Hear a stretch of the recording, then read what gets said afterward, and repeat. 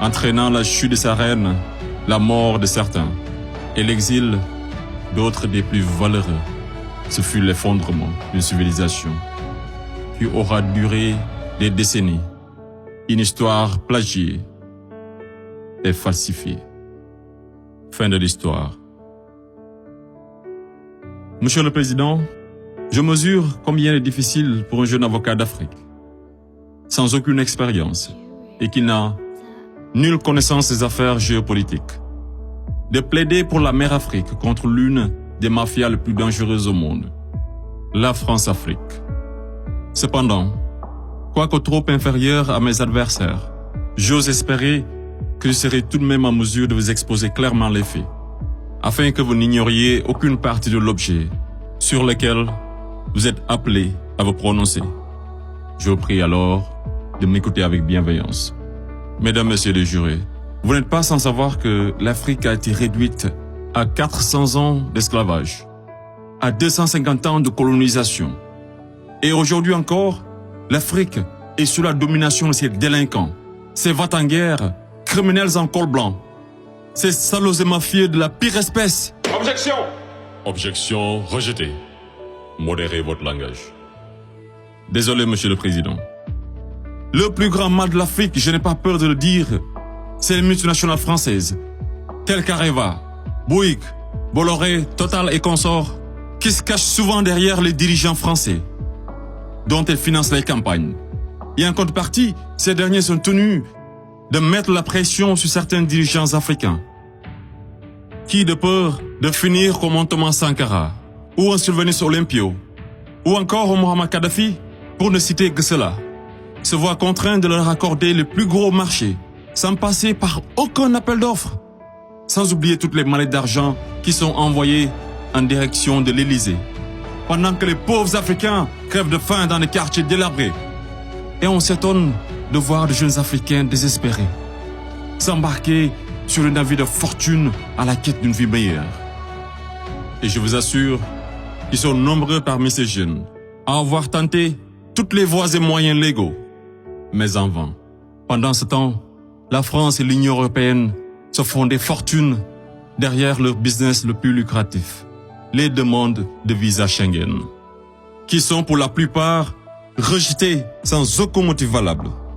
Monsieur le Président, avant que je n'oublie, permettez-moi de poser une question à la France-Afrique.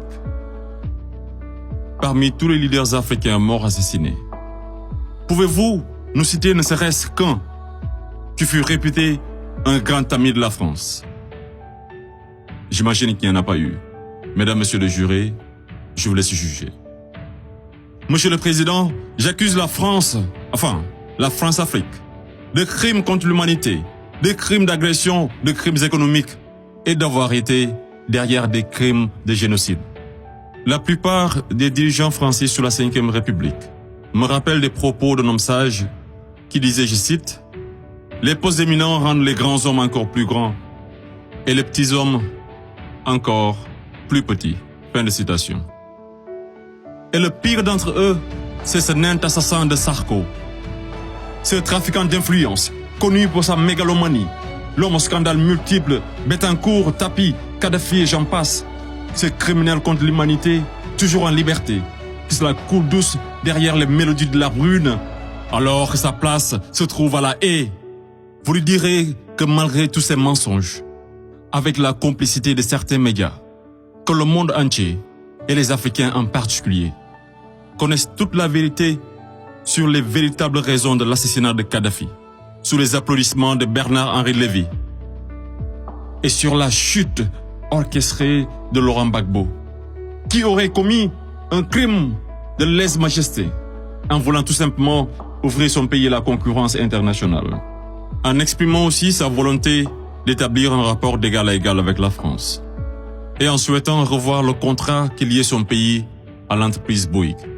Bouygues, du fameux Martin Bouygues, un ami intime de Sarko, par ailleurs parrain de son fils du nom de lui, tous les deux impliqués dans le conflit ivoirien. Ce n'est pas un hasard.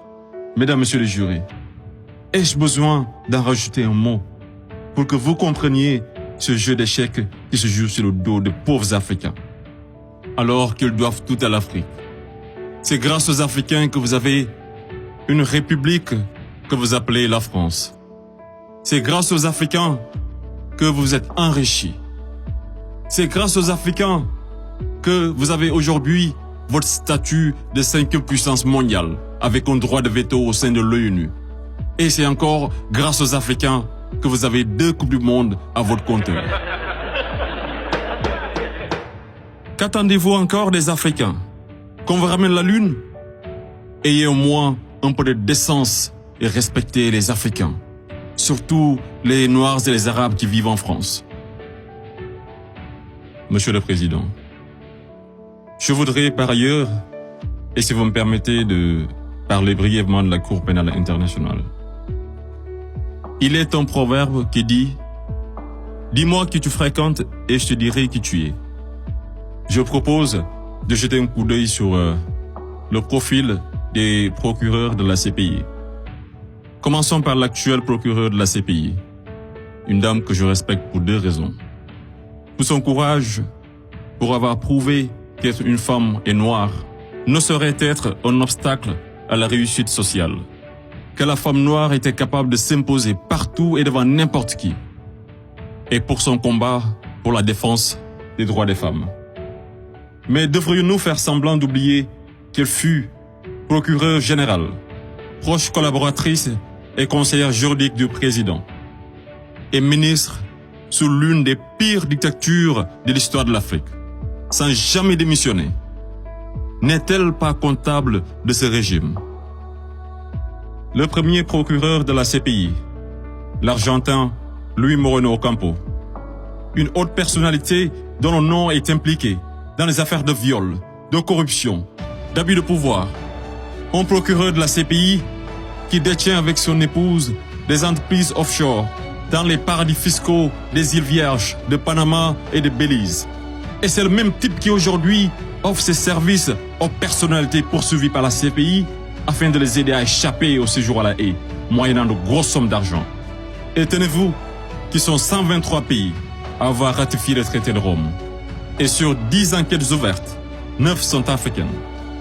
Je me pose la question à savoir, sommes-nous dans une cour pénale internationale ou africaine? Voilà une cour qui représente pour les Occidentaux un instrument d'oppression et de domination des Africains et de leurs dirigeants. C'est pourquoi l'Afrique a besoin d'une cour pénale africaine, par les Africains, rien que pour les Africains et financée par les Africains.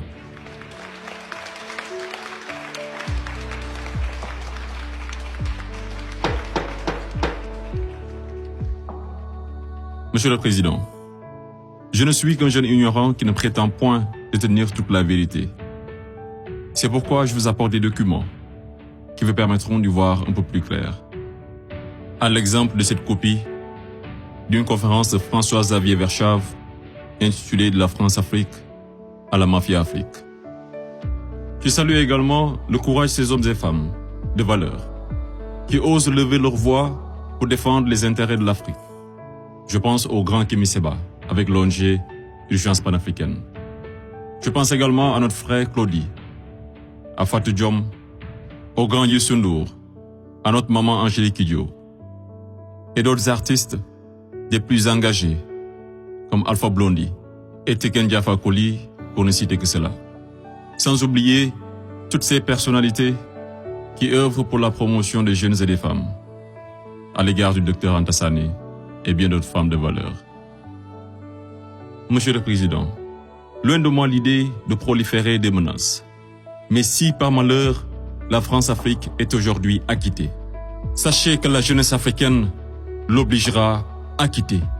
Elle se mobilisera davantage et réunira toutes ses forces vives, hommes et femmes de valeur, sans exception d'âge, intellectuels, sportifs de haut niveau, artistes de renommée internationale et sympathisants de l'Afrique. Et tous mèneront une campagne dévastatrice par tous les moyens pacifiques afin de dégager un par un ces bénéwiwi, présidents marionnettes de la France-Afrique, en faveur de vrais leaders panafricains véridiques qui auront le courage de mettre fin à la domination de cette mafia et qui décideront de la fin de la plus grosse arnaque de l'histoire, le franc CFA.